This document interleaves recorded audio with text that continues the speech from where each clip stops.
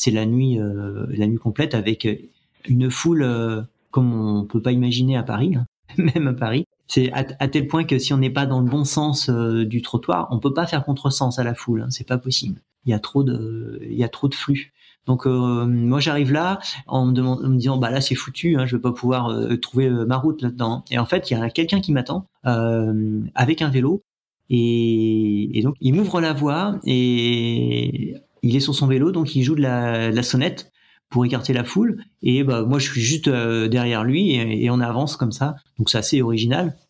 Je me sens soulagé et en même temps, après avoir été pendant des heures dans la nature, être au milieu d'une foule aussi compacte, ça fait un drôle de choc, hein.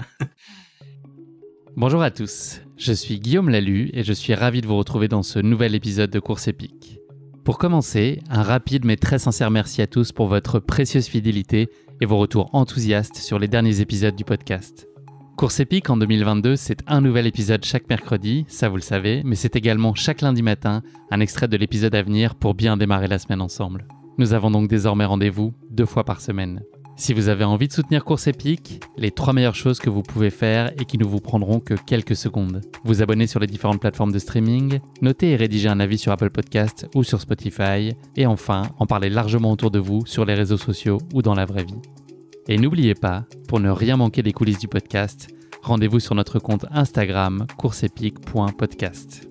Dépaysement garanti avec cet épisode consacré à la Dasong 108, une course de 108 km dans la province de Hangzhou en Chine qui réunit seulement 250 participants. La légende vivante du trail, Antoine Guillon, va partager avec nous son expérience sur cette course sur laquelle il va connaître des crampes foudroyantes.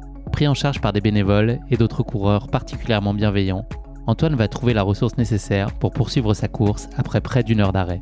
Il ne le regrettera pas, tant le spectacle qui va ensuite s'offrir à lui sera inattendu et sa performance... Non mais attendez, vous pensiez vraiment que j'allais vous raconter tout l'épisode dans l'introduction ? Vous allez découvrir la suite dans quelques minutes, franchement ça vaut le coup. J'ai passé un moment très agréable à échanger avec Antoine, dont la gentillesse et l'humilité n'ont d'égal que l'incroyable niveau de performance dont il fait preuve depuis une 20aine d'années. Mais je ne vous en dis pas plus. Antoine va vous raconter tout ça bien mieux que moi. Bienvenue dans notre nouvel épisode de Course Épique, China Down. Bonjour Antoine, je suis ravi de te recevoir dans ce nouvel épisode de Course Épique. Comment vas-tu ? Bonjour Guillaume, merci, ça va très bien. Je suis très content de pouvoir participer à ton podcast. Et donc, c'est parti, on va voyager en Chine, je crois, aujourd'hui. Exactement, ça va être une bien belle course épique que tu vas nous faire vivre. Je suis moi aussi très heureux en tout cas qu'on puisse échanger ensemble. Antoine, on va évoquer ton parcours sportif, bien évidemment, mais avant de l'évoquer plus en détail, est-ce que tu pourrais te présenter de façon peut-être plus générale avec les nombreuses casquettes que tu as sur la tête, parce qu'il y en a un certain nombre au-delà de la seule course à pied. Est-ce que tu pourrais nous dire un peu qui est Antoine Guillon ? Eh bien, ça remonte à 1970. Je suis très bon millésime. Voilà, je suis né en 1970 dans les Yvelines, donc loin de l'Hérault où j'habite aujourd'hui. Donc j'ai grandi là-bas, pas très à l'aise parce que j'avoue que la foule me gênait déjà quand j'étais gamin et j'étais pas non plus très assidu à l'école. Ça m'ennuyait. En fait, moi j'aimais l'espace, courir, aller dans l'eau, m'amuser, aller dans la forêt, et c'était ça mon tempérament déjà gamin. Et donc il a fallu que je patiente jusqu'à peu près l'âge de 20 ans, faire mes études, me spécialiser dans l'espace vert d'ailleurs, dans l'élagage exactement, pour ensuite partir au soleil là dans le sud de la France, dans l'Hérault, où je me suis posé. J'ai toujours fait du sport quand j'étais gamin, on va dire, j'ai toujours fait du sport, couru. J'aimais beaucoup ça. C'était un moyen pour moi de m'évader, de m'échapper et puis de me sentir bien. C'était à peu près le seul moment où je me sentais réellement bien, quoi, bien dans ma peau. Tu vivais ces moments-là tout seul ou quelqu'un t'a éveillé à ça ? Est-ce que c'était une pratique que tu partageais avec des copains, avec la famille, ou est-ce que c'est aussi un moment d'introspection et d'évasion que tu vivais pour toi ? Alors c'était d'abord assez seul parce que c'était mes escapades. Ensuite, quand j'avais 12 ans, mon père s'est mis à courir et il voulait pas le faire seul, donc j'ai couru avec lui pendant à peu près 2 ans. On courait sur route et puis après nos niveaux n'étant plus les mêmes, j'ai terminé par courir dans mon coin et c'était très bien, hein. Moi j'aime l'introspection, pardon. Donc ça me correspondait très bien. Donc j'ai beaucoup couru sur route jusqu'à l'âge de 23 ans. Et ensuite, bah, c'est dans l'Hérault, quand on a déménagé, mon épouse et mes deux enfants et moi, que j'ai découvert le trail. C'est là que je me suis réellement mis à courir sur les sentiers. Et j'ai découvert une première épreuve qui était la course des Templiers en 2002. Et ça a été un déclic. C'est à partir de là que je me suis senti vraiment bien en accord avec moi-même, avec la course à pied. Ça m'a donné un vrai but sportif réellement. C'est même au-delà du sport.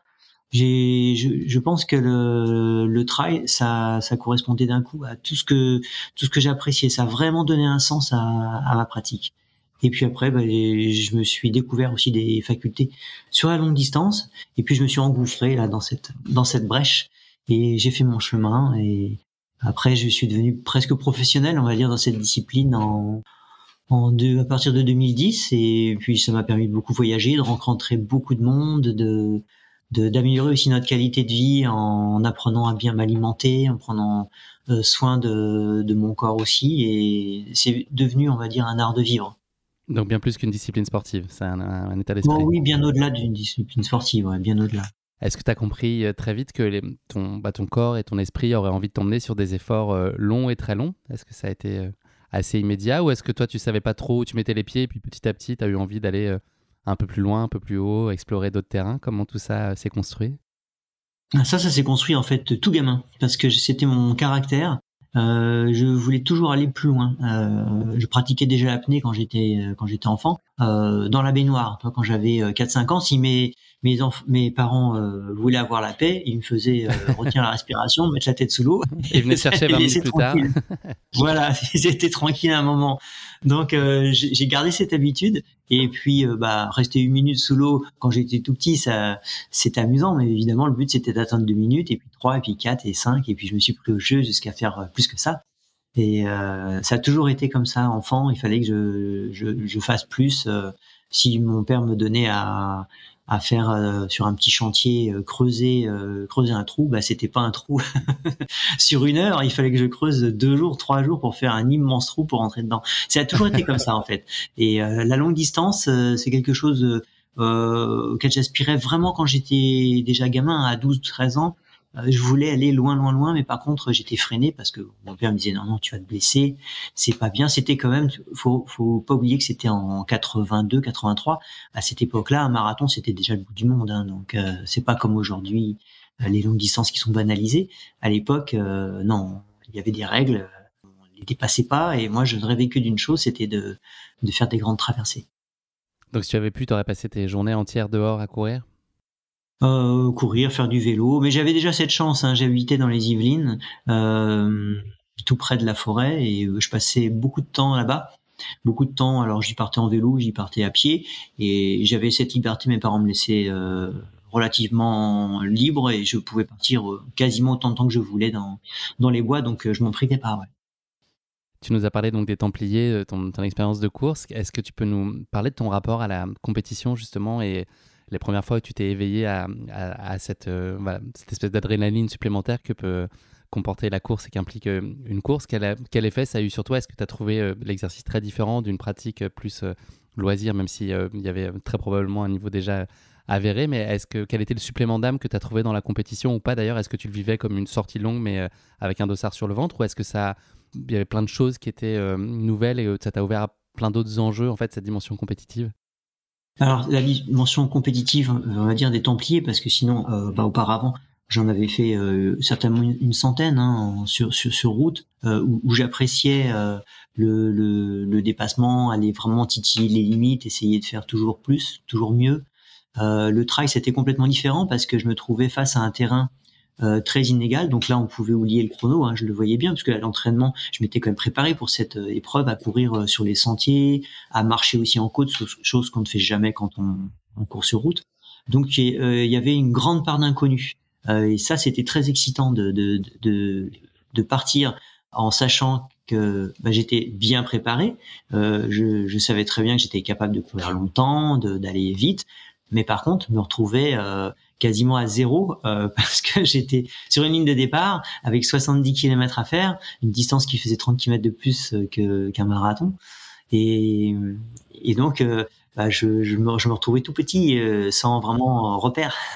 Donc quand je suis parti, j'y suis allé franco, hein, et j'ai pris énormément de plaisir à courir déjà dans la nature.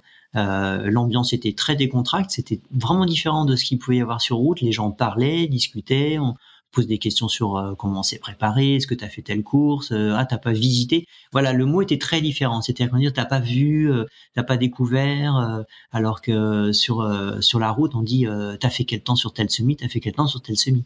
Donc ça, c'était déjà une ambiance très très différente, beaucoup plus cool, qui permettait d'aborder la course d'une autre façon. Et, et après, ce qui était en second temps intéressant, c'est que j'ai pas tenu la distance. Hein, au bout de peut-être 4-5 heures, j'ai eu un gros coup de mou, donc on me doublait d'un peu partout, mais il y a eu un rebond de mon organisme, et après j'ai rattrapé tous ceux qui m'avaient doublé. J'ai trouvé ça extraordinaire. Je n'avais jamais vécu ça en course sur route. Et après, l'arrivée, beaucoup d'échanges avec les gens. Donc c'était vraiment une expérience, vraiment une aventure. Et ça m'a énormément plu. J'ai tout de suite eu envie de renouveler l'expérience. C'est comme ça que j'ai mordu à l'hameçon. C'était une révélation, en quelque sorte. Ouais, tout à fait. Est-ce qu'il y a un moment de course que tu aimes en particulier, un instant de plénitude? Est-ce que c'est l'adrénaline du départ? Est-ce que c'est un paysage qui va te couper le souffle? Est-ce que c'est un moment où tu es en pleine aisance? Est-ce qu'il y a des moments de course qui te sont chers, ou est-ce que c'est vraiment l'expérience globale et c'est un sentiment continu, enfin, c'est dans son ensemble que tu l'aimes, ou est-ce que tu arrives à isoler des moments qui te sont particulièrement chers dans la course? C'est une globalité. J'aime vraiment toutes ces étapes. Je m'y prépare. C'est-à-dire que c'est vrai qu'il y a l'excitation du départ, il y a toute cette ferveur. Au départ, on a beaucoup d'échanges avec le public qui est là. Ça donne une grande énergie, plus l'énergie de tous les coureurs qui sont autour et qui va dans le même sens. On veut tous aller au bout. Ça déborde d'énergie, ça bouillonne, les gens sont heureux. J'aime bien ce moment-là. Et puis j'aime bien aussi rentrer dans ma course petit à petit, trouver le bon rythme, me sentir bien. J'aime beaucoup aussi affronter les grosses difficultés. Ça me plaît beaucoup. J'aime les moments de détente dans les descentes techniques, jouer avec le terrain aussi. Et j'aime bien aussi pouvoir courir librement sur une piste large pour souffler après avoir avalé les difficultés, avoir ce sentiment d'aisance, d'avaler 10 kilomètres facilement. Et puis il y a toujours en fond, il y a cette un peu émerveillement des capacités physiques humaines. C'est une réflexion que je me fais souvent quand je suis sur des grandes courses. Après 20 heures, on est encore en train de courir dans des endroits compliqués, ou alors facilement sur des endroits dégagés. Et je trouve ça incroyable que notre organisme, avec si peu de carburant, puisse nous permettre de faire ça, quoi. Et ça m'épate. Puis après, il y a l'arrivée, bien sûr. C'est aussi un bon moment de retrouvailles avec les autres, avec les amis. Et puis c'est la satisfaction d'avoir atteint un but, son objectif, ou d'avoir découvert quelque chose. Tous les moments sont bons dans la course, on le sait, et dans le trail, finalement. Ta réputation de très bon gestionnaire, elle te précède, de gestionnaire en course, hein, j'entends, et t'as valu le surnom de métronome. Est-ce que c'est avant tout lié à une très bonne connaissance que tu as, toi, de ton corps et de tes ressources mentales, et que tu as glané au fil de tes expériences? C'est ça qui fait que tu arrives à être en contrôle et en maîtrise, et à faire face à peu près à toutes les situations avec beaucoup de régularité et de sérénité? Je pense que effectivement, c'est lié à une bonne connaissance de mon corps, enfin une bonne connaissance de mes rythmes. J'aime bien être à l'écoute et des sensations et de mon cardio aussi. En fait, je pense que j'ai établi des moyennes. Voilà, quand je me sens bien, mon cœur est à à peu près tel battement, ça veut dire que je peux durer à peu près tant de temps. J'aime bien aussi savoir ma vitesse ascensionnelle ou en descente sur différents types de terrains. Et j'ai toujours été curieux de noter un peu tout ça, et puis de faire des comparatifs, essayer de comprendre ce qui me convenait le mieux, là où il fallait que j'insiste à l'entraînement pour améliorer telle ou telle partie. Et ce qui fait que oui, j'ai une bonne connaissance de ce que je suis capable de faire. Après, c'est à moi de bien gérer pour arriver à l'objectif, bien sûr, hein, parce que je peux être capable de courir tant de temps à telle vitesse, mais si je pars un poil trop vite, je vais me rater. C'est dans ta nature, enfin, cette idée d'être très méticuleux et très attentif, ou est-ce que tu as compris que c'était une des façons, en tout cas, de réussir à progresser, d'aller plus loin, t'imposait d'avoir cette espèce de discipline et de rigueur dans le suivi de tes performances, peut-être dans ton alimentation, ton hygiène de vie au général? Est-ce que t'as ça a toujours été ta façon de fonctionner, ou est-ce que tu as compris que c'était aussi un outil indispensable pour pouvoir aller plus loin? J'aime bien avoir des repères, je pense, pour savoir où j'en suis et dans un objectif effectivement de progression. Donc noter ces entraînements, c'est pas bête parce que ça permet de se situer. Si par exemple on part en voyage pendant quelques semaines, on revient, c'était pas le même type de terrain d'entraînement pendant un bon moment.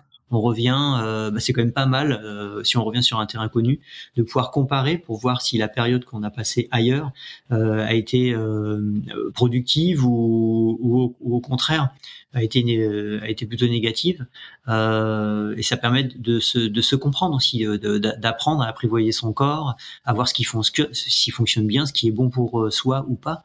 Donc dans cet objectif-là, oui, j'ai pas mal noté d'éléments d'information et depuis gamin, j'ai toujours fait ça. Là, j'ai mes carnets d'entraînement depuis l'âge de 12 ans, quoi. Est-ce que tu pourrais nous parler de ce que tu considères être tes points forts et puis les zones sur lesquelles tu vois des améliorations possibles, pardon. Et est-ce que tu es dans une logique où tu as plutôt envie d'appuyer sur tes points forts et de lisser un peu tes points faibles, ou est-ce que tu essaies de faire des points faibles, tes points d'amélioration si tu en as identifié, ou est-ce que tu es dans une logique d'essayer de faire évoluer vers le mieux les choses sur lesquelles aujourd'hui tu te sens peut-être un peu moins à l'aise et sur lesquelles ça requiert un peu plus de boulot? Comment est-ce que tu gères aussi ces aspects-là sur lesquels tu es peut-être moins à l'aise? Ça a été évolutif en fait. Au départ, quand j'ai abordé le trail, je manquais de puissance.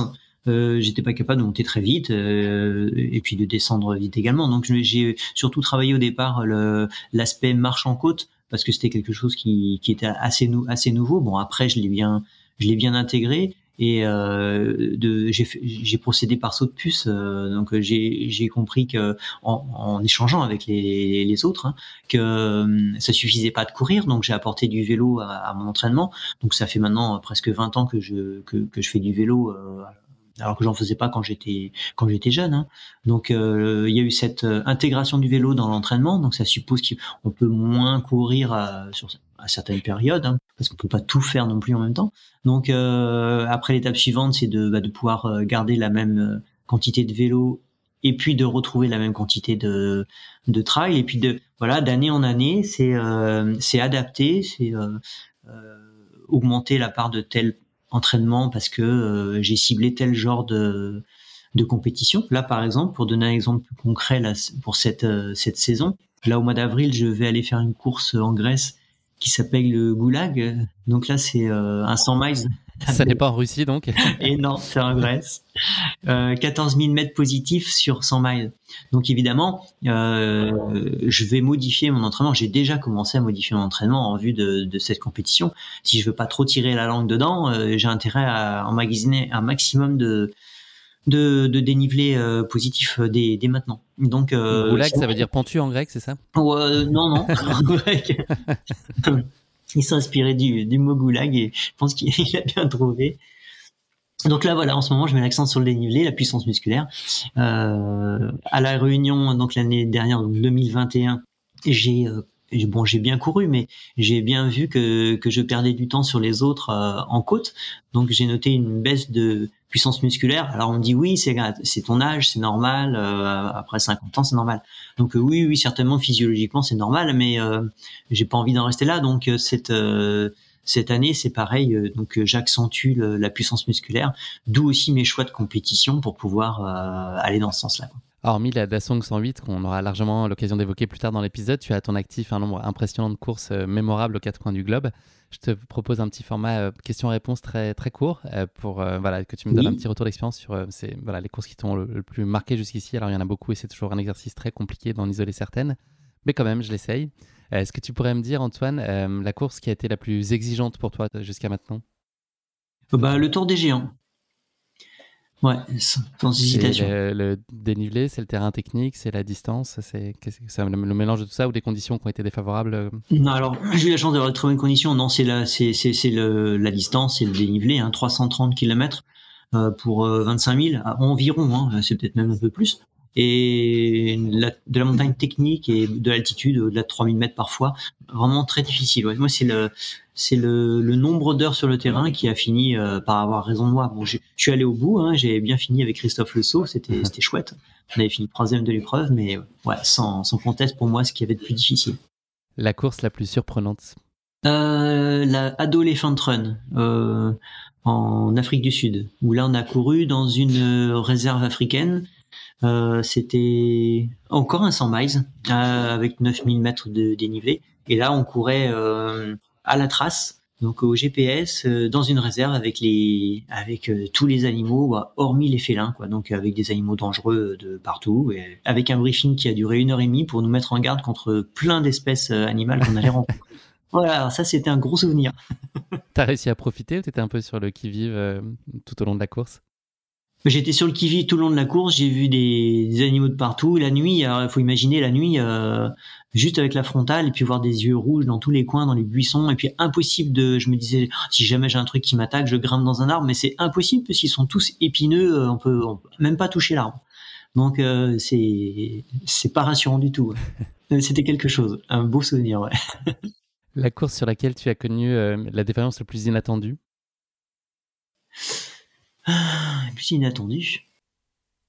Ou en tout cas une défaillance marquante, parce que j'imagine que les défaillances sont quand même... Une défaillance. Oui, pardon, j'avais pas compris. Excuse-moi. Ah bah alors là, la défaillance inattendue, ça c'est... C'est la Dasang, justement? Non, c'est la Croatie. 100 miles of Istria. Et là, j'étais parti en tête de course avec un japonais et puis avec Grégoire Kurmer. Voilà, on était 3, mais on était sur des bases de 18 heures pour le 100 miles, donc un petit peu fou. Bon, ça a très bien tenu jusqu'à à peu près 100 km. Et après, on a traversé un champ de boue et ça m'a cisaillé les pattes, mais comme ça m'était jamais arrivé. Et à partir de là, j'avançais comme un zombie et je voulais arrêter. Et puis non, c'est un combat intérieur. Après, arrêter, pas arrêter, sans cesse. Je croyais que tu voulais jamais arrêter, moi, Antoine, j'avais ça en tête. Je veux jamais arrêter, mais là, j'étais vraiment, j'avançais, mais alors pas vite. Hein. Et bon, j'ai tenu quand même. Mais ça, c'était une défaillance d'enfer. La course où tu t'en es mis particulièrement plein les yeux? Je pense que chaque année, la Diagonale des Fous. Hein. Ouais. C'est une course particulière pour toi. Hein. Ouais. Des paysages très, très changeants. C'est magnifique. Hein. J'aime beaucoup. La course que tu n'oublieras jamais, s'il n'en restait qu'une, celle que tu chéris le plus, ça peut être une édition en particulier, mais quelle est aujourd'hui la plus précieuse? Encore la Diagonale des Fous, hein, franchement. Ouais. Ta victoire? Oui, c'est celle qui me fait rêver le plus. Non, pas forcément la victoire, mais de me retrouver dans les sentiers, dans ma fat, dans les parties qui sont difficiles, en pleine chaleur, avec des paysages qui sont à couper le souffle. J'adore ce moment-là de difficulté où on se sent tout seul, il n'y a pas d'autre choix que de sortir de là, et là, on est que face à soi-même et il faut gérer. Moi, j'adore ça.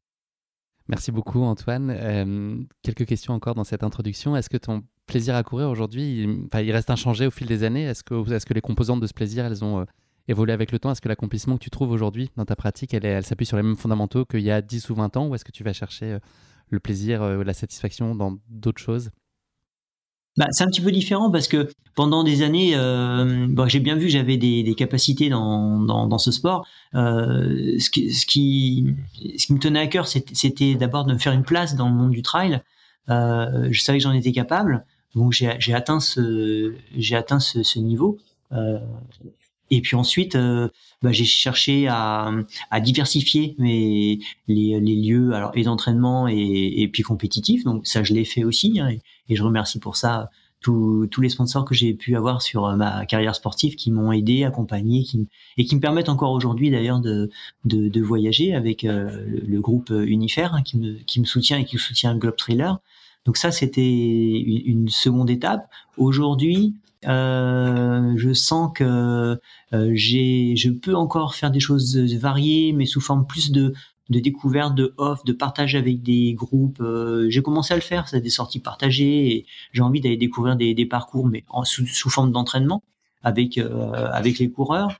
Et puis aussi de la curiosité maintenant de voir comment je vais pouvoir tirer mon épingle du jeu au fil des années. parce que là maintenant ça va être une sorte de lutte contre le temps aussi, où physiologiquement normalement les capacités baissent, et essayer de trouver des astuces pour contrer ça. Donc je suis toujours aussi motivé parce qu'il y a toujours du challenge. En fait, ce qui me motive moi, c'est le challenge. Donc là maintenant le challenge, ça va être de faire le mieux possible, et puis de titiller les plus jeunes en ayant 50, puis 55, puis 60 ans, pour c'est rigolo quoi. Donc moi ça m'éclate, ouais.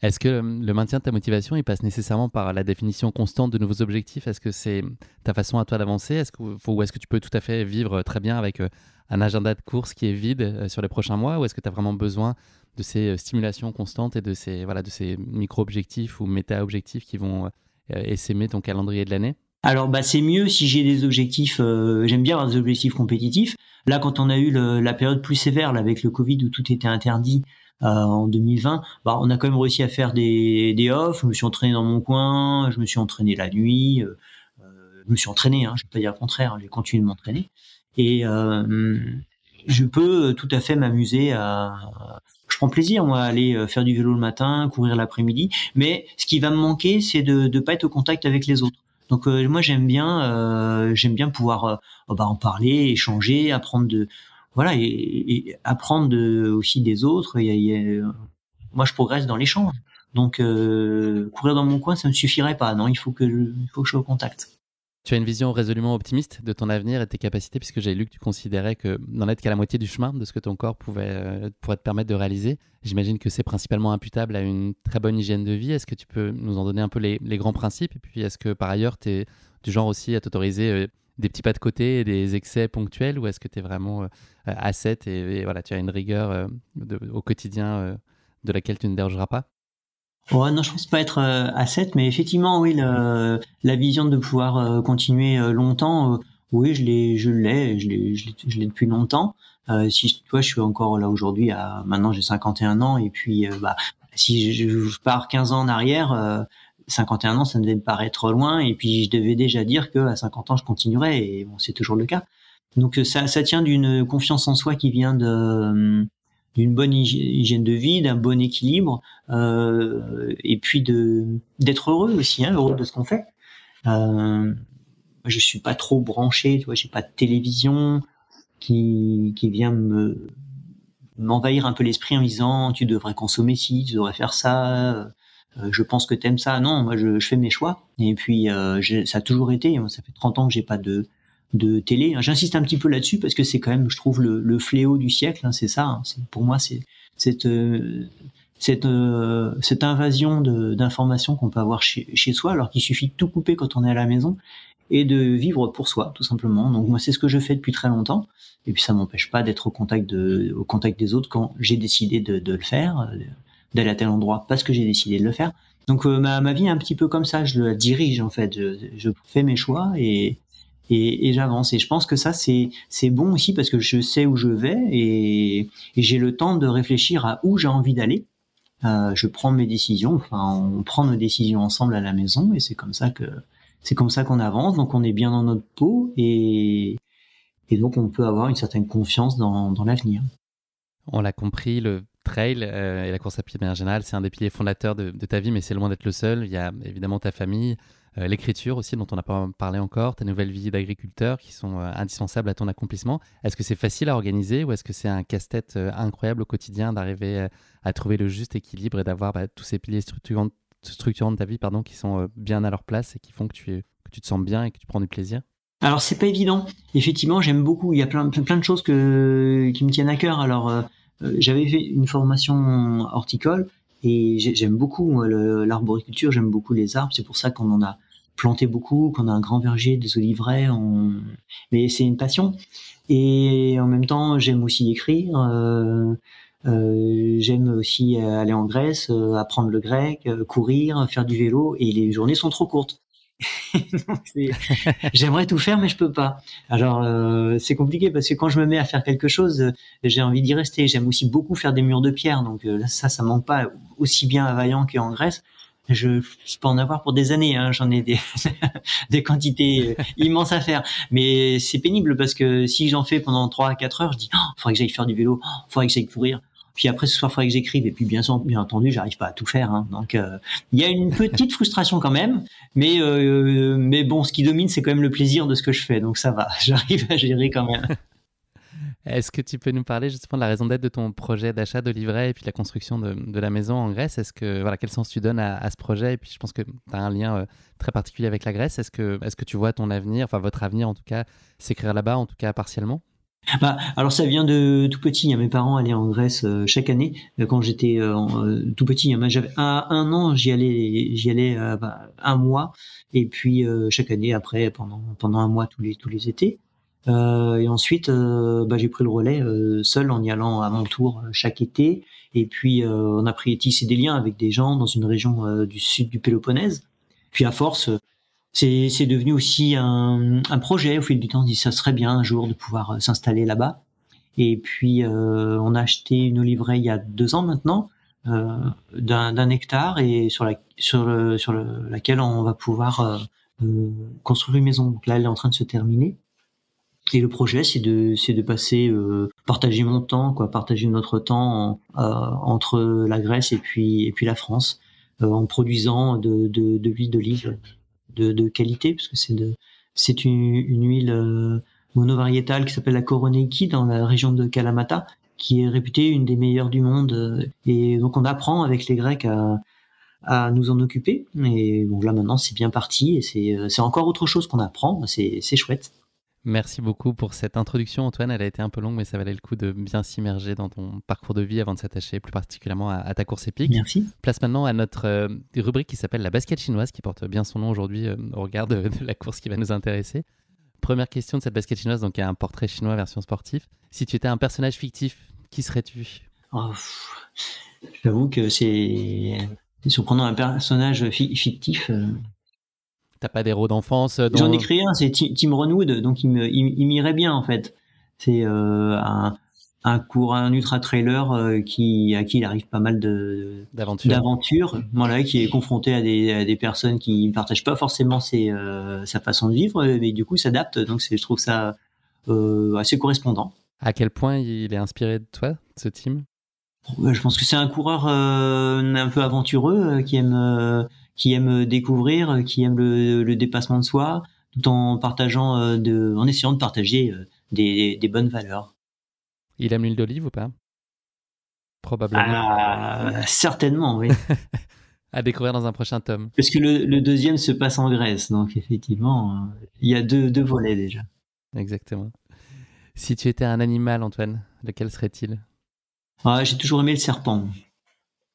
C'est un animal assez énigmatique, qui est méconnu, qui est assez discret. Donc moi j'aime bien le serpent, mais il n'est pas agressif, hein, attention. Une couleuvre? Allez, on va dire une couleuvre, ouais. Dernière question de cette basket chinoise, est-ce qu'il y a un sportif ou une sportive qui a une source d'inspiration particulière pour toi, quelle que soit la discipline, quelle que soit l'époque? Est-ce qu'il y a un sportif ou une sportive qui a marqué ta vie? Ouais, depuis petit, moi, c'est Yanis Kouros. Yanis Kouros qui... Quand tu courais jeune enfant, c'était ton inspiration? Il me faisait rêver parce qu'il traversait des grandes distances en Australie. C'était un champion du 24 heures, du 48 heures, des 6 jours. Ça m'a toujours fait rêver, oui. Merci beaucoup Antoine. Le moment est venu de parler de ta course épique, la Dasong 108. Avant cela, je vais planter le décor de la course comme je le fais habituellement. Donc là, l'exercice était un peu particulier puisqu'il n'y a pas beaucoup d'informations sur Google, sans parler couramment chinois en tout cas, ce qui n'est pas mon cas. Donc voilà, tu m'as transmis quelques éléments bien utiles pour en donner les contours. Situé dans la province de Hangzhou, à 170 km de Shanghai, cette épreuve de 108 km pour 6000 mètres de dénivelé positif se déroule en petite montagne avec un point culminant à 466 mètres. La course compte son lot de versants très escarpés, un sol constamment dur fait à 70% de marches cimentées, de sections sur route et quelques sentiers de crête très techniques, tout cela sous une humidité particulièrement marquée. La course combine également des forêts qui seraient autrement inaccessibles, le passage à proximité d'un lac immense, de longs moments de solitude et à l'inverse des sections en contact d'une foule très dense lors de ces passages urbains. Cerise sur le gâteau, histoire de pimenter un peu cette course qui en a peut-être pas besoin, l'édition à laquelle tu as préparé en 2016 se tenait 4 semaines seulement après la Diagonale des Fous sur laquelle tu venais de signer une tonitruante deuxième place. Donc voilà, un sacré enchaînement. En tout cas, voilà quelques éléments. J'ai rien oublié sur la Dasong, c'est à peu près ce qu'il faut avoir en tête sur le contexte de la course. Il manque rien? Oui, son format, tu l'as dit, oui, c'est bon. Avant qu'on se plonge dans ta course épique, Antoine, j'ai malheureusement pour toi une petite rubrique qui s'appelle la question qui pique de course épique. Donc c'est une question très gentiment piège que je pose à chacun de mes invités. Donc aujourd'hui, on va parler beaucoup de crampes dans ce récit de ta course épique. Et dans la liste des crampes célèbres, il y en a une particulière et relativement récente qui est celle qu'a connue Usain Bolt à l'occasion de la dernière course de sa carrière, puisque la superstar jamaïcaine n'a en effet jamais pu terminer la dernière course qu'il devait faire. C'était une finale du relais 4x100 mètres des mondiaux d'athlétisme de Londres en 2017. Et donc voilà, il était lancé à la poursuite du Britannique Mitchell, Blake et de l'Américain Coleman, et il s'est cabré à une cinquantaine de mètres de l'arrivée, notre pauvre Usain. Il avait la jambe gauche en déséquilibre et il était victime d'une crampe qui l'a empêché de mener le bâton jusqu'à l'arrivée. Et donc voilà, il avait les larmes aux yeux, il s'est arrêté, il était probablement très meurtri par ce triste dénouement et cette fin de carrière. Et il a refusé le fauteuil roulant qu'on lui proposait pour se relever péniblement et aller par lui-même retrouver ses coéquipiers en boitant. Donc voilà, cette question qui pique aujourd'hui relative aux crampes va donc s'intéresser à ce sprinter de légende qui est Usain Bolt. Je vais te demander, Antoine, de classer par ordre de vitesse de pointe croissante, donc de la moins rapide à la plus rapide, 3 espèces animales et Usain Bolt. Est-ce que tu es prêt? Donc voilà les trois animaux. De moins la rapide moins au plus rapide rapide. au plus rapide. Allez, Et c'est au milieu parti. de tout ça, il y a Usain Bolt. Donc l'écureuil, le guépard, le rhinocéros et donc Usain Bolt. Qui est le moins rapide, du moins rapide au plus rapide? Écureuil, guépard, rhinocéros et Usain Bolt. Alors, j'irais écureuil. Alors, écureuil, euh, Usain Bolt, hippopotame et guépard. C'était rhinocéros. Mais oui, c'est exactement ça. Bravo. Ah bon? La vitesse de pointe de l'écureuil, c'est 32 km/h. Usain Bolt, c'est un peu plus de 40 km/h quand il est au maximum. Le rhinocéros peut atteindre les 55 km/h. Moi, je ne savais pas. Donc, il vaut mieux éviter d'être chargé par un rhinocéros. Heureusement, c'est pas très courant. J'habite à Paris, donc je suis pas très exposé. Je l'avais appris à mes dépens sur la course d'Afrique du Sud, justement. On avait été mis en garde contre le rhinocéros très rapide. Dans ton oreille quart de briefing, il y avait 20 minutes sur le rhinocéros. Et le guépard, donc il va quand même jusqu'à 115 km/h sur 300 mètres. En tout cas, Ouais. il est capable d'atteindre cette vitesse, donc c'est incroyable. impressionnant. Ouais, c'est beau. Ça en est fini notre question qui pique. Mi-homme, mi-animal, qui aurait donc pu parfaitement trouver sa place aux Jeux Zoolympiques. Voilà. Place désormais à ta course épique, Antoine. Bien vu. Pour commencer, est-ce que... J'ai un peu honte. Non, elle était bonne. Il y a toujours une petite blague très discrète à ce moment-là de l'épisode. Voilà, les connaisseurs l'auront remarqué. Pour commencer, est-ce que tu pourrais nous dire comment s'est présentée à toi l'opportunité de participer à cette Dasong 108? C'est une course qui m'a été proposée par mon sponsor de l'époque, Red Light, qui est en partenariat avec cette épreuve. Donc bon, ça me faisait très proche de la Diagonale des Fous, mais en même temps, bon, ça se refuse pas. C'est un voyage original, et puis aller voir des nouveaux coureurs aussi. Donc j'étais tenté. Je dis bon, puis on verra bien le résultat. On s'en fiche. L'essentiel, c'est de découvrir. Oui, c'est un peu une constante chez toi. Tous tes projets de course, de toute façon, tu les inscris dans un projet plus global de découvrir de nouveaux environnements, découvrir de nouvelles cultures, aller à la rencontre de nouveaux peuples et de partager. C'est ça qui te guide de toute façon au-delà de la course. Oui, ça j'aime beaucoup. Maintenant, j'accepte pas tout, hein, parce que j'ai déjà eu des propositions sympas pour aller courir en Nouvelle-Calédonie ou à Tahiti, mais pour des petits formats. Mais bon, après, c'est vraiment pas raisonnable de prendre l'avion pendant 24 heures pour aller faire une petite course et rentrer chez soi. Ça, bon, faut pas exagérer non plus. Donc ça, je fais pas. Bien sûr. Ouais. Est-ce que tu redoutais un éventuel manque de fraîcheur avec ta diag à peine digérée, ou est-ce que oui, tu ne posais pas trop la question? Oui, tout à fait. Ouais, surtout sur un format 108 km qui est quand même un format qui rapide, hein, parce que bon, moi je pouvais être fatigué, mais j'allais forcément rencontrer des coureurs frais, hein, qui s'étaient préparés que pour cette course, donc forcément, ouais. De ce côté-là, j'avais des craintes, mais bon, bon, tu sais aussi, moi, le résultat, si je peux gagner une course, je suis content. Si après je suis loin derrière, c'est pas grave, hein, c'est le chemin qui est important aussi, hein, donc de toute façon, je sais que je serai satisfait de participer, quoi. Est-ce que tu as mis en place quand même quelques éléments de préparation en particulier, ou le seul objectif là c'était de bien te retaper après la diag et d'arriver le plus frais possible? Bah, j'ai pas eu le temps parce qu'en fin de compte, j'ai su ça très rapidement, on va dire, oui, même trop rapidement. Donc, j'ai pas eu du tout le temps de mettre en place un entraînement particulier, adapté. Tout ce qu'il me fallait faire, c'était jongler entre la récupération de la diagonale, donc sur 2 semaines à peine, et puis reprendre juste ce qu'il fallait pour faire un petit pic d'entraînement une semaine avant d'être prêt sur la Dazong, parce qu'il y avait 4 semaines, je crois, d'écart, donc c'est très très court. Est-ce que tu as quand même eu le temps d'apprendre à dire en chinois où est-ce qu'est la ligne de départ, s'il vous plaît, ou c'était même trop court pour que tu aies le temps d'apprendre ça? Non, j'ai pas eu le temps. Non, j'ai pas eu le temps. Et d'ailleurs, quand il y a eu le décompte de la course, comme je savais pas compter jusqu'à 10, j'ai rien compris. Et moi, je pensais qu'ils discutaient, ils étaient en train de faire le décompte et hop, c'est parti sans moi. Note pour plus tard, regardez comment on dit prep partez en chinois. Est-ce que tu peux nous parler justement, Antoine, de ton arrivée qui a été un peu tâtonnante, justement, de ton arrivée sur place, et puis ensuite de tes premières impressions quand tu es arrivé dans la ville de Hangzhou, quel a été un peu ton rapport d'étonnement sur cette ville que tu découvrais? Oui, alors ça a été un voyage oui particulier parce que je suis arrivé à Shanghai. Moi, j'avais un billet d'avion pour Shanghai et un second billet d'avion pour aller de Shanghai à Hangzhou. Et quand je suis arrivé à Shanghai, bon bah j'ai demandé où était l'autre salle pour prendre le second avion. On m'a dirigé et bon, j'ai suivi la direction. Et puis je me suis retrouvé dans une gare routière. Et en fait, mon deuxième billet a été changé en billet de bus. Et le problème, c'est qu'arrivé à Hangzhou, j'étais pas du tout à l'aéroport, j'étais à la gare routière et on m'attendait moi à l'aéroport. Donc il a fallu que j'essaye de prévenir les personnes de venir me chercher. Mais le problème, c'est que ils parlaient pas anglais et mon portable, il y avait plus que 3 ou 4% de charge et ça a été vachement compliqué. J'ai eu la chance que quelqu'un qui était là au guichet a fini par prendre l'initiative de chercher des numéros de téléphone ailleurs avec le nom de la personne. Et ils ont trouvé. Ça a été compliqué. Je me suis vu rester à Hangzhou à la gare routière. Qu'est-ce que tu as pensé de la ville en arrivant? Tu as été plutôt surpris par rapport à l'idée peut-être que tu te faisais d'une grande ville chinoise? Puisqu'on parle quand même d'une très grande ville, quoi, d'une mégalopole. Bah en fait, j'ai été surpris dès Shanghai parce qu'en fait entre Shanghai et Hangzhou, il y a 160 kilomètres au moins. Et ben il y a 160 kilomètres d'immeubles, de barres d'immeubles et je me suis même amusé parfois à compter des espèces de lots de de barres d'immeubles où je me disais tiens là ça représente à peu près tant de milliers de personnes par immeuble, là, ça fait 200 000 personnes ici, 200 000 personnes par là. C'est faramineux, hein, c'est pas du tout notre échelle C'est pas la même de échelle. comptage. Non, non, non, c'est fou. C'est une vraie fourmilière. J'ai été surpris par ça. Ça m'a, ça m'a un peu fait de la peine en fait parce que on a vraiment l'impression de voir une autre forme de vie. Hein. C'est la vie un peu robotisée. Euh, c'est pas très agréable en fait quand on vit dans des grands espaces qu'on a parce que faut reconnaître qu'en France on a des grands espaces. Quand on voit ça, ça fait de la peine parce que on se dit mince, ils connaissent peut-être pas autre chose et ils sont là tous entassés par centaines de milliers dans des kilomètres carrés. Ça fait de la peine.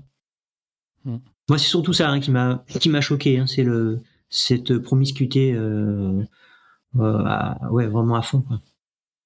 La journée qui suit ton arrivée, tu découvres un peu plus précisément le terrain environnant. Quels premiers enseignements t'en tires sur la course qui t'attend? Est-ce que tu as déjà une intuition sur ce que ça présage pour la suite? Alors oui, là par contre, quand j'arrive sur Hangzhou, c'est déjà c'est plus agréable parce qu'il y a des espaces autour boisés. Il y a un grand lac, il s'appelle le Grand Lac d'ailleurs, Grand Lac d'Ouest. Il y a des zones des secteurs marchands, c'est des allées commerçants qui sont très agréables. C'est tout à fait différent. Et bon, je cherche les chemins. Hein, on m'emmène en footing avec un club avec des coureurs de red light Chine. On va courir, mais on trouve surtout des escaliers, du béton, même dans les collines. Hein, les collines sont aménagées d'escaliers bétonnés. Et voilà, donc je vois que le terrain, ça va être un terrain dur. Ça a rien à voir avec nos sentiers techniques et monotraces. Donc voilà, je me fais une idée un peu plus précise de ce qui m'attend. Ouais. Est-ce que tu peux nous parler de la start list que j'imagine peut-être à tort, mais très majoritairement chinoise? Est-ce qu'il y avait d'autres coureurs internationaux qui étaient présents aussi sur place? Et puis est-ce que on parle d'une course qui est relativement intime ou à plus grande échelle en termes de nombre de coureurs? C'était essentiellement des coureurs chinois. Moi, je sais pas si j'étais le seul européen, mais non, il y a peut-être oui, peut-être deux, trois Européens quand même, mais sur 250 coureurs environ. Avec quelles ambitions tu te présentes? Je ne sais pas si c'est ambition d'ailleurs ou c'est plutôt un objectif. Tu te présentes sur cette course? Qu'est-ce que tu as envie d'y vivre? Plus la course approche et plus j'ai envie de faire vraiment le meilleur, enfin de donner le meilleur. Je me sens bien bien prêt. Je trouve avoir bien récupéré de la diagonale. Je me suis pas trop entraîné et donc je bénéficie d'une certaine fraîcheur et du gros bloc qu'a constitué la diagonale. Donc je suis plutôt en canne. À ce moment-là, je pense que je dois pouvoir faire quelque chose de bien. Mais par contre, j'ai aucune idée de la valeur des coureurs qui sont autour. Là, je n'ai strictement aucune idée. Je connais personne. Est-ce qu'il y a une chose que tu appréhendes sur la course plus particulièrement? Est-ce que tu as un point d'interrogation? Je ne sais pas si c'est l'appréhension, mais en tout cas quelque chose qui te questionne, que tu as l'impression de moins connaître, moins maîtriser? Non, ce qui va m'inquiéter, c'est surtout que quand on s'est entraîné, donc il fait chaud, humide, et que les escaliers sont très glissants. Et là, bon, j'ai fait un bon choix quand même de chaussures avec des semelles Vibram qui accrochent. Mais malgré tout, j'ai vu que ça glissait sur les dalles lisses et c'est un peu ça que je crains. C'est de perdre beaucoup d'énergie avec cette surface glissante. Ça y est Antoine, nous sommes le 19 novembre 2016, le grand jour est arrivé. Est-ce que tu peux nous parler du cadre de la course et nous projeter dans le décor environnant à quelques instants du départ? Et puis quelle est l'atmosphère sur place? Est-ce que l'ambiance est à la fête? Alors là, on est réunis donc les 250 coureurs sous l'arche de départ. C'est dans une grande cour avec des immeubles qui sont autour, mais très colorés, avec décorés pour la circonstance, avec beaucoup de banderoles, des écritures chinoises que je ne comprends pas du tout, mais tout ça, c'est très très gai. Avec des coureurs qui sont tous habillés en long. En Chine, on court souvent en long, pas beaucoup en short. Donc je suis un des seuls en tenue assez légère et ils sont tous armés de bâtons et on n'a pas de chemin devant nous, on a juste des immeubles vitrés et je sais pas encore par où on va sortir. C'est la surprise, donc la procédure de départ, elle est assez inhabituelle ou en tout cas inattendue? Bah complètement inattendu parce que franchement je vois dans quel sens on va partir, mais il y a que des immeubles en face. Et alors bon là, du coup tout le monde parle, ça dure longtemps, et puis il y a le décompte que je ne comprends pas, et hop tout le monde s'élance et fonce vers des baies vitrées. Et avant qu'on arrive, les baies vitrées s'ouvrent, donc ce sont des baies d'immeubles, des baies vitrées. Il faut attendre que les baies vitrées s'ouvrent, et puis après on rentre dans le hall du bâtiment, et on ressort de l'autre côté où les portes par contre sont déjà ouvertes avec des gardiens qui nous indiquent le trottoir par où nous échapper. Donc il y a une course vraiment très originale dès le départ. C'est assez inattendu, effectivement. Et donc, après un départ qui est assez soutenu, mais qui te va finalement assez bien, tu te frottes aux premiers escaliers de la course qui vont donner d'emblée lieu à quelques acrobaties. Et justement, ce que tu évoquais tout à l'heure comme petite source d'appréhension, ça commence un exercice pas très simple. Bah effectivement, ouais, là, on court sur le trottoir pendant les quelques centaines de mètres et puis aussitôt, on prend un premier escalier et qui part, par contre, de manière surprenante, déjà dans une forêt, alors qu'on était en pleine ville. Ça, je l'avais pas remarqué. Et effectivement, il y a des collines autour qui permettent de nous échapper, mais qui sont masquées par la hauteur des immeubles.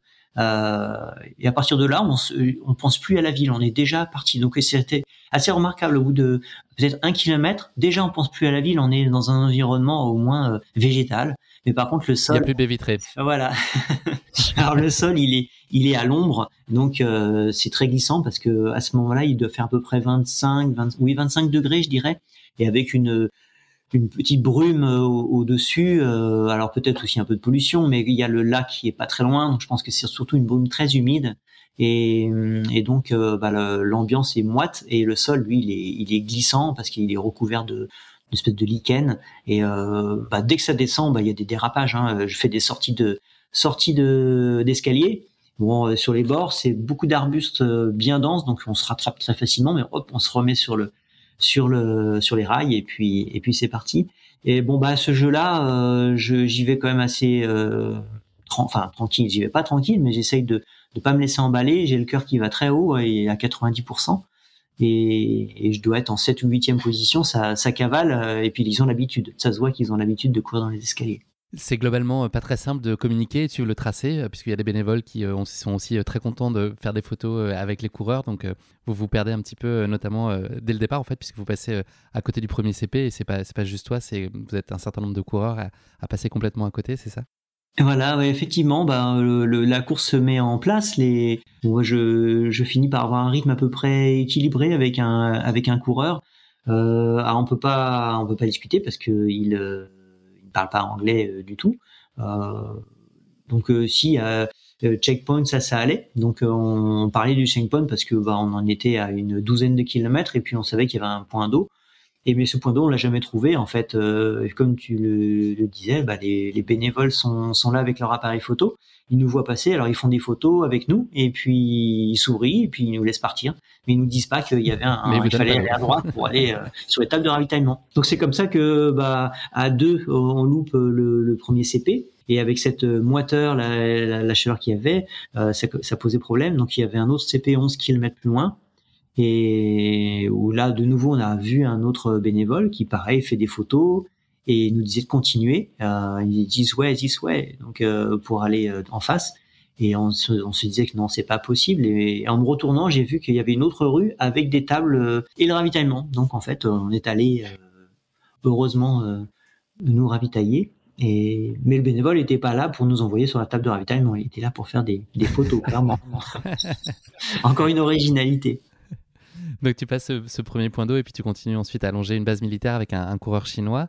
Vous arrivez après 25 km de course et 2000 mètres de D+, qui sont derrière vous. Vous êtes visiblement les premiers. Tu n'en as peut-être pas tout à fait la certitude. Comment est-ce que toi tu gères à ce moment-là déjà la chaleur, l'humidité, le terrain dur? C'est quand même une épreuve particulière. Est-ce que tu as déjà des premiers signes d'usure un peu inhabituels ou est-ce que globalement tu es à ta main?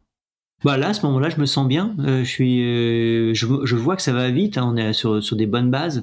Et effectivement, là, on longe un grillage, une propriété militaire, et devant, c'est vraiment de la soupe. Hein. J'ai de la boue, mais il doit y avoir 15-20 cm d'épaisseur vraiment de la mélasse. Mais ça colle pas aux chaussures parce que c'est surtout de l'eau, quoi. C'est de la boue, c'est tout jaune, et alors on s'en asperge complètement, hein, jusqu'au cou, hein, on s'en fout partout. Et je dirais que je suis bien, je suis à ma main à ce moment-là. Il y a 25 km de passé. Ça va bien, mais ça va vite. Et il y a une petite valse entre vous deux justement où sur les kilomètres suivants vous reprenez mutuellement sur des descentes, sur des montées, sur chacun sur son terrain un peu plus favorable. Vous avez cette valse et cette danse que vous menez tous les deux. Oui, c'est-à-dire qu'on n'a pas exactement le même rythme. Il est beaucoup plus à l'aise dans les montées en escalier. Lui, il a des grosses cuisses, il est vraiment musculeux et il doit être vraiment rompu à cet exercice. Alors, il avale les marches faciles. Et après, en descente, je recolle. Et puis, quand il y a des phases un petit peu plus roulantes, à ce moment-là, il me suffit d'allonger un petit peu. Puis, je suis à côté de lui et on fait un peu le yo-yo comme ça. Ça dure un bon moment jusqu'à ce que je sente quand même des petits tiraillements dans les mollets. Des douleurs vives, mais juste des points vifs comme ça qui me font changer ma foulée sur un ou deux pas. Et ça me surprend parce que j'ai jamais connu ça. Donc c'est des crampes qui te font courir moins vite qu'un écureuil, tu penses, cette fois? Là, je crois même que je vais pas à la vitesse de l'écureuil, hein, 32 km/h. Non, c'est pas pour moi. Compliqué. Est-ce que ces premiers signaux d'alerte te préoccupent? Ou est-ce que tu arrives à te dire que c'est peut-être juste un coup de moins bien et qu'il faut serrer les dents? Ou est-ce que tu as l'impression que c'est quelque chose qui est peut-être pas annonciateur d'une suite de courses sereine? Ça m'embête, ouais, parce que j'ai jamais connu ça, mais je sais ce que c'est. Je peux mettre déjà ça sur le compte de plusieurs facteurs. Il y a la chaleur, l'humidité. Il y a le rythme qui est plus rapide que d'habitude, donc une sollicitation musculaire plus profonde. Du moins dans une amplitude inhabituelle, donc ça vient tirailler encore un petit peu plus. Une récupération de la diagonale des fous qui doit pas être optimale. Et puis le manque d'hydratation que j'ai eu en loupant le CP. Donc ça fait beaucoup de facteurs qui m'indiquent que je vais avoir droit probablement à des crampes. Alors ce que je fais, c'est que j'essaye de boire davantage. Donc pendant un bon moment, je bois beaucoup plus. Mais les points reviennent assez régulièrement, surtout quand je dois allonger la foulée ou passer une marche plus haute. Malheureusement pour toi, le terrain à ce moment-là, il est plus technique. Est-ce que tu peux nous parler notamment du passage sur une crête qui, en temps normal, aurait été un terrain de jeu idéal pour toi et qui est là contrarié justement par ces crampes? Comment tu gères ce moment-là?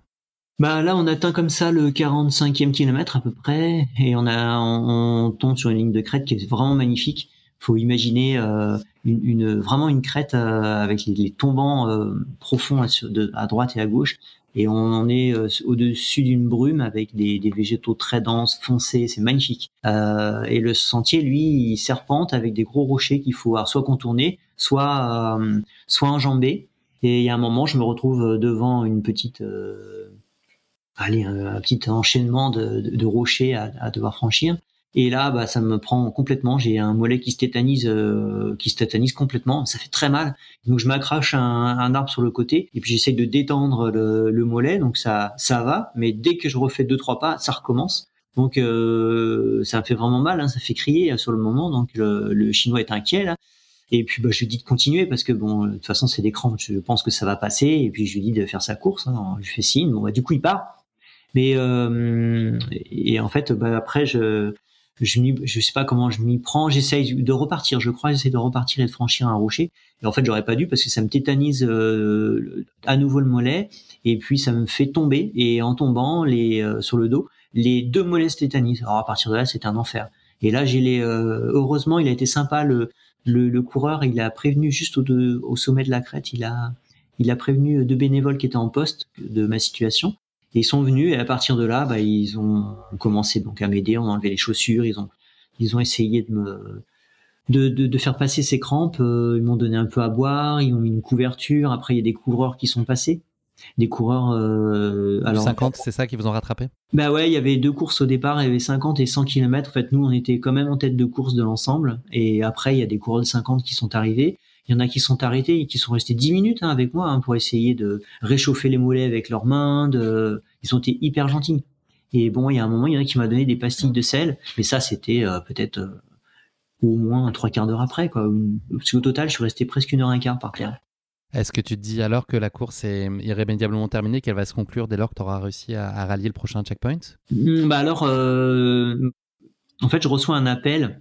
Parce que tout ça, ça dure. Donc, les bénévoles, ils appellent aussi au PC course. Et donc, ils ont au téléphone la correspondante qui parle français et qui m'avait invité justement à la course via Redline. Miss Feng, pour la citer. Voilà, Miss Feng. Et donc, elle me dit que 3 km après, il y a la bifurcation du 50 km. Et que là, il y a l'arrivée du 50 km juste à côté. Et puis que j'ai qu'à passer par là quand je peux marcher pour arrêter. Moi, j'ai dit on verra.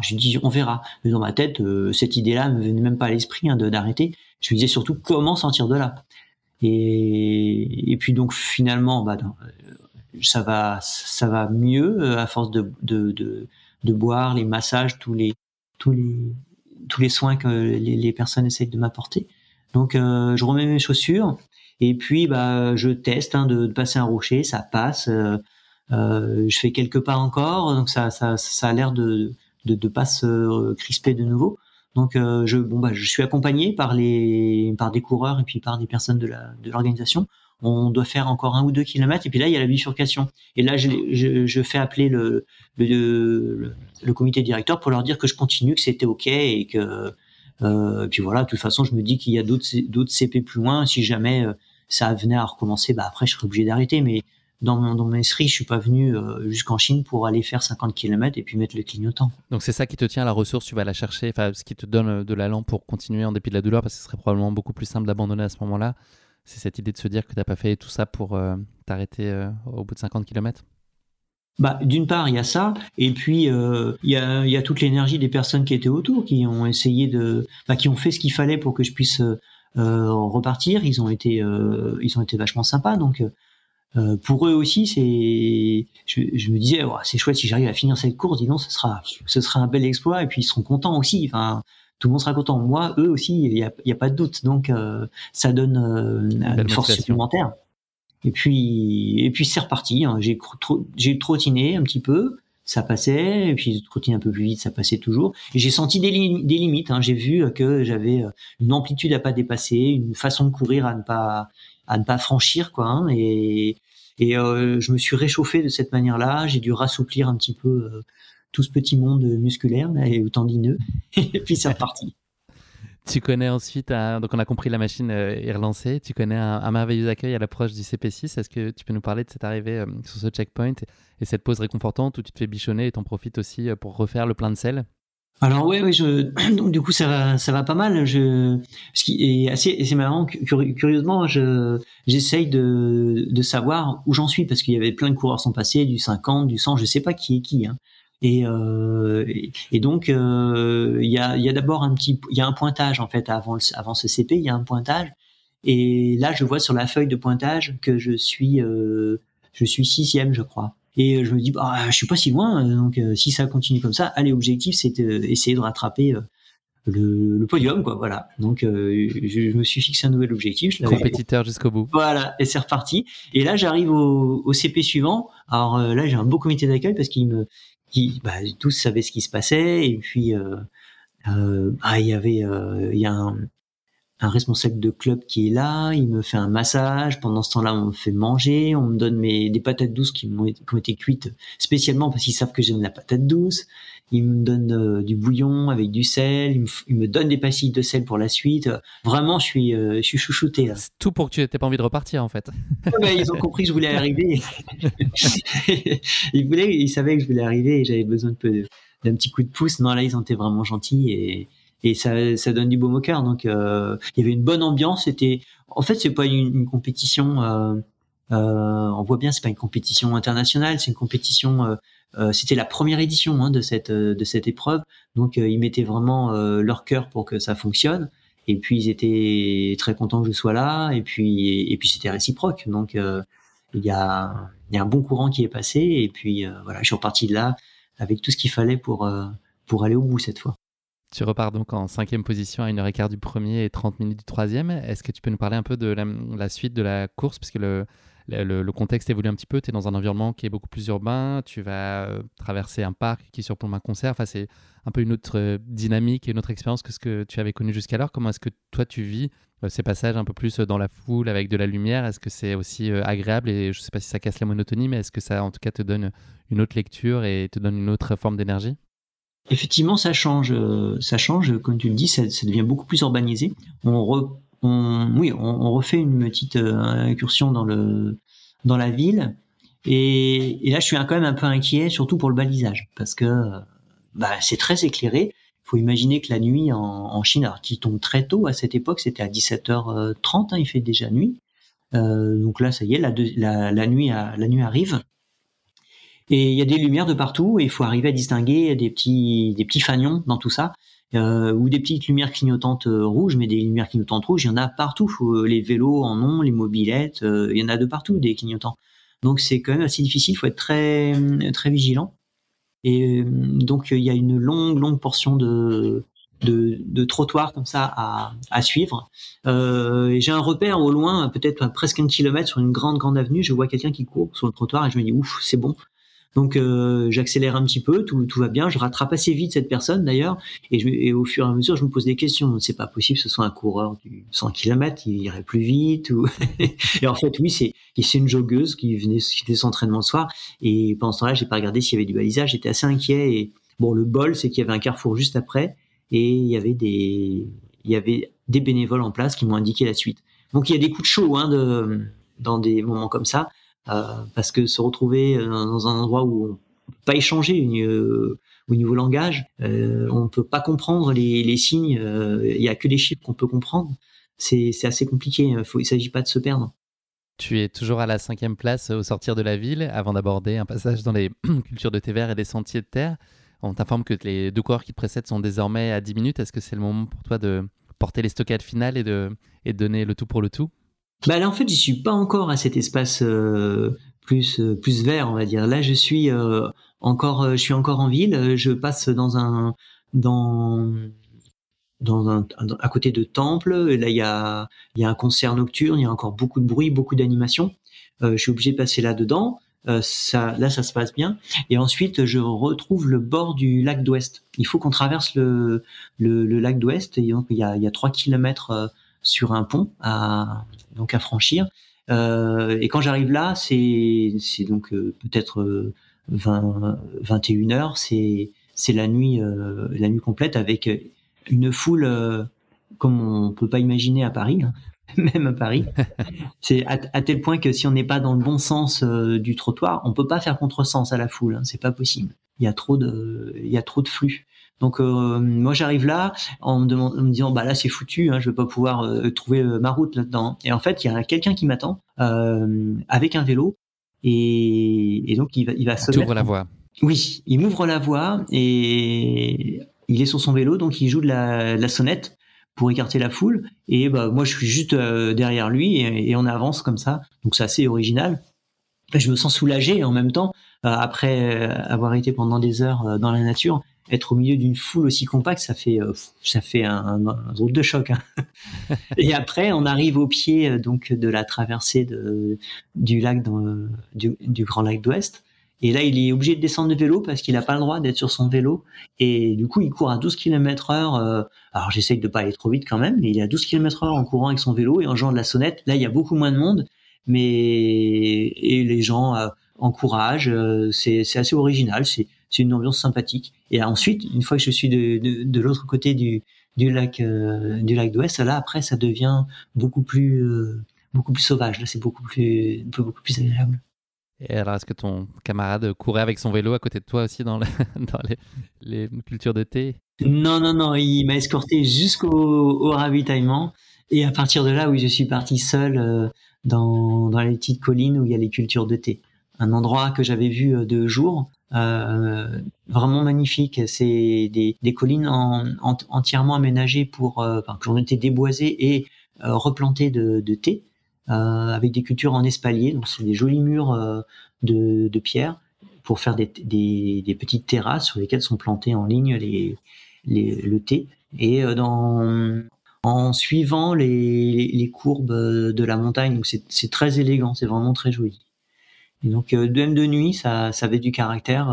Moi, j'aime bien regarder autour de moi et franchement, j'ai bien profité du coin. Est-ce que tes douleurs physiques sont un lointain souvenir à ce moment-là, ou est-ce que tu sens malgré tout une petite gêne encore présente? Là, à ce moment-là, je sens plus rien. Et je suis aussi pris dans l'action parce que je pense que je suis, oui, 5e encore à ce moment-là. Et j'ai 2 coureurs qui sont annoncés vraiment pas loin, à peu près à 10 minutes, et il doit me rester une vingtaine de kilomètres. Et voilà, je décide de tenter le tout pour le tout. C'est-à-dire que là, j'accélère, je reprends vraiment mon rythme dans la côte. Et puis tout se passe bien, j'arrive à allonger, relancer. Et puis je rejoins déjà un premier coureur sur le sommet. Euh, et c'est sur le final en accélérant dans les descentes techniques où là je peux vraiment m'exprimer que je rejoins le 3e. Est-ce que tu peux nous parler des tout derniers kilomètres de ta course? Oui, alors après, donc on quitte cette forêt. Bon, je connais pas du tout les lieux et je sais pas qu'on est si près de l'arrivée. Donc arrivé en bas, il y a encore quelqu'un qui m'accompagne avec un vélo. Et je pense qu'il me reste 3 ou 4 kilomètres. Mais en fait, je me rappelle bien de cette impression de surprise. Je m'attends à avoir 3-4 kilomètres à faire. Et puis je fais 500 mètres et on fait retraverser le hall d'un immeuble et ça y est, j'arrive. Et donc j'ai pas vraiment compris ce qui se passait. Est-ce que ça a été rétréci la distance? Je ne sais pas. Mais en tout cas, je m'y attendais pas mais ça met un terme à cette course qui était vraiment un moment fort. Ouais. Tu conclus ces 108 km à une inattendue 3e place compte tenu du contexte dont tu nous as parlé précédemment. Après 16 heures de course, qu'est-ce que tu as ressenti donc au moment de franchir la ligne d'arrivée? Là, c'est plutôt ce que tu évoques à l'instant, c'est-à-dire la stupéfaction de te dire, bah ok, en fait, c'est maintenant la fin. Est-ce que tu es content de finalement cette remontée, d'avoir réussi à aller au bout en dépit des pépins très marqués que tu as connus? Bah ouais, je suis à la fois surpris, donc ça se finisse si brusquement, mais en même temps, ouais, je suis soulagé d'avoir pu reprendre l'aspect compétitif en ayant été crampé comme ça. Et c'était intéressant parce que j'ai découvert des choses aussi sur gérer cette douleur aussi. Continuer. C'est une belle expérience de pouvoir rebondir après un moment difficile. Donc je suis très content d'être 3e dans ces conditions-là et surtout très content d'avoir surmonté un obstacle majeur, on va dire. C'était vraiment très très handicapant. Donc ouais, une grande satisfaction et puis je vois que ça fait plaisir aux personnes qui m'avaient accueilli. D'ailleurs, ils m'en font part, hein, ils sont surpris eux aussi que j'ai pu reprendre. Donc c'est un plaisir partagé et comme souvent sur les trails, on partage ces bons moments avec ses proches ou avec des amis, des rencontres. Qu'est-ce qui a été plus particulièrement singulier pour toi sur cette course? Qu'est-ce qui t'a vraiment étonné? C'est justement cette foule, cette coexistence entre les passages urbains très denses et un peu perdus, à pas trop savoir où aller, et puis des passages où tu t'émerveilles parce que tu vois des décors incroyables. Qu'est-ce qui a été très surprenant? Est-ce que c'est le terrain en lui-même qui est peut-être différent de ce que tu peux connaître ailleurs, ou en tout cas sur les courses que tu avais faites précédemment? Si on peut parler du côté terrain, oui, c'est tout à fait différent de chez nous, parce que sur 6000 mètres de dénivelé positif, il doit y en avoir pas loin de 5000 sous forme d'escalier. Donc il faut s'y préparer spécifiquement. Sinon, c'est quand même assez compliqué pour nous, hein. Musculairement, c'est dur. Mais au-delà de ça, bien entendu, c'est tout l'environnement qui est très changeant par rapport à chez nous. Il y a énormément d'affichage pour tout ce qui est urbanisé, beaucoup d'écriture, mais on les comprend pas. Donc c'est assez joli, même c'est élégant, l'écriture chinoise. Donc ça donne tout de suite une ambiance de dépaysement. Les couleurs, la foule. Je pense que pour un petit séjour comme j'ai fait, c'est pas trop. Ça fait un grand bain de foule, mais c'est pas trop. Par contre, je serais dans l'incapacité d'y rester 15 jours. Je serais mal à l'aise assez rapidement, je pense. Mais c'est sous forme de séjour comme ça, c'est très très enrichissant. L'analyse que tu en as tirée a posteriori sur ta défaillance, c'est donc tu l'imputes principalement au manque de sel et puis probablement au contre-coup des efforts de la Diag et ces 2 gros efforts qui sont seulement distants de 4 semaines. C'est principalement ça l'analyse que tu en fais? Je pense que c'est un petit peu le manque d'hydratation, de sel, j'en suis pas sûr, mais d'hydratation et le terrain, quoi, les marches d'escalier répétitives, le sol dur, avec une pose de pied qui est toujours la même, plat sur les marches, les ongles de choc en descente aussi qui tapent bien là dans les mollets, parce qu'on peut pas trop adapter sa foulée, on est contraint d'épouser les marches, hein. Donc je pense que c'est un exercice à part auquel il faut se préparer. Et sans doute aussi que la diagonale des fous était un peu proche. Ça a dû jouer aussi. S'il n'y en avait qu'une, quelle est l'image que tu retiendrais de cette Dasong 108? C'est difficile. Ce serait il y en aurait il y en aurait 3, parce que une c'est compliqué à dire. Allez, le podium. Allez, le podium, ce serait la beauté de la crête. Là, ça c'était vraiment chouette. On se sent seul au monde. Il y avait la culture de thé, franchement belle aussi. Et cette traversée épique où le gars était en vélo à côté de moi, au milieu de toute cette foule, courir derrière un vélo avec une sonnette à fond, au milieu d'une foule mais hyper compacte, c'est vraiment rigolo. Ouais. C'est original. Merci beaucoup Antoine d'avoir partagé avec nous ta course. On va parler maintenant un peu d'avenir. Est-ce que tu as les idées claires sur tes grands rendez-vous de l'année 2022? Ouais, là je me suis fait un calendrier, on verra si on peut tout faire. Mais je pars dans 3 semaines à Cahors pour faire le Trail des Fontaines, un 80 km nocturne. Ensuite, le 5 mars, j'irai courir le Trail du bout du cirque, c'est le Seven Trail, c'est un 100 km, très très joli. Ensuite, le fameux Goulag en Grèce mi-avril, le 100 miles. Là.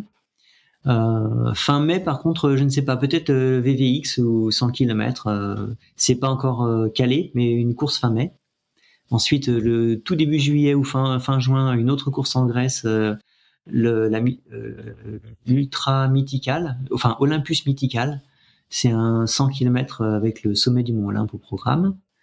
Ensuite, donc ça c'est début, donc août, le duo des cimes avec Cédric Chavet. C'est le nouveau format de l'échappée belle. Voilà, puis il y aura le grand raid. C'est ça, fin octobre, on a des chances de te revoir à La Réunion? Ah oui, c'est pour la 30e. La question se pose même plus. Ouais, c'est la 30e édition et ce sera ma 15e aussi. Donc ouais, un beau rendez-vous de prix. À plus long terme, Antoine, est-ce qu'il y a une course ou un défi sportif qui te fait particulièrement envie et que tu n'aurais pas encore réalisé? Est-ce que tu as une espèce de Graal absolu, quelque chose qui t'habite depuis un certain nombre d'années que tu as envie de réaliser, ou tu n'as pas particulièrement ça? Bah écoute, il y a vraiment une course que j'aimerais faire, c'est le Spartathlon. Ça me titille, mais le problème c'est que c'est la 3e semaine de septembre. Et à chaque année, je dis, il faudrait que je la fasse. Mais à chaque fois, je me dis, oui, mais je pourrais pas faire le grand raid. Et pour l'instant, je suis pas dans cette optique de faire l'impasse sur le grand raid. Donc, c'est compliqué. Mais c'est vraiment une course que j'aimerais bien faire. C'est un 246 km. Donc, mythique, hein, de course sur route. Donc, ça, j'aimerais le faire. Sinon, non, je vais surtout essayer de découvrir chaque année une ou 2 courses différentes. comme je fais depuis pas mal d'années, donc et il s'en crée souvent, donc j'ai de quoi faire. Sinon, tu peux écrire à l'organisation de la Diag pour voir s'ils peuvent décaler éventuellement de quelques semaines pour qu'on puisse faire le Spartathlon. Non, Ça peut peut-être se négocier. Non, ça devrait pas. Non, ce serait dommage. Elle est bien inscrite dans le calendrier. Elle est bien. Imbougeable, immuable. Oui. Antoine, je te propose de conclure cet épisode non pas avec le mot de la fin, mais avec le motto de la fin, la citation qui incarnerait ta philosophie de vie, alors de vie ou de ta pratique sportive, en tout cas, une espèce de phrase qui a particulièrement de sens et qui te guide. Ouais, depuis toujours. Moi, c'est qui veut aller loin, ménage sa monture. C'est ma façon de faire pour tout. Merci beaucoup Antoine, c'est malheureusement déjà la fin de cet épisode. Merci de nous avoir fait vivre cet ultra en Chine qui a été très dépaysant, on peut le dire, et très riche en émotions aussi. En dépit des difficultés que tu as rencontrées sur la course, on mesure à travers tes mots combien cette expérience elle a été plaisante pour toi et puis combien tu as été touché par l'accueil qui t'a été réservé à chaque instant de cette aventure, à la fois sur la course mais aussi avant et après. Bravo évidemment d'avoir trouvé les ressources mentales et physiques pour réussir à relancer cette belle machine que tu es, alors que le contexte était particulièrement défavorable et que la cause semblait être entendue. C'est très impressionnant évidemment. Il me reste à souhaiter beaucoup de bonheur pour tous les défis sportifs qui vont s'offrir à toi à l'avenir. On voit déjà que le calendrier 2022 est bien rempli et on imagine que les mois et années suivantes, ce sera du même acabit. Et puis voilà, je te souhaite aussi de t'accomplir pleinement dans tous tes projets plus personnels qui t'animent au-delà de la course à pied. Ils sont là aussi très nombreux, l'écriture, ce projet de livret en Grèce, votre maison, enfin voilà. Je te souhaite d'être heureux, quoi, tout simplement. Merci beaucoup. C'était un plaisir de partager tout ça avec vous. Ouais. Merci beaucoup Antoine, à bientôt. À bientôt. Merci à tous de nous avoir suivis, j'espère que cet épisode vous a plu. Pour ne manquer aucun épisode, n'oubliez pas de vous abonner sur les différentes plateformes de streaming. Et si le cœur vous en dit, n'hésitez pas à mettre le maximum d'étoiles sur iTunes ou sur Spotify, cela aidera Course Épique à se faire connaître plus largement encore. Merci et à très bientôt pour notre prochain épisode de Course Épique.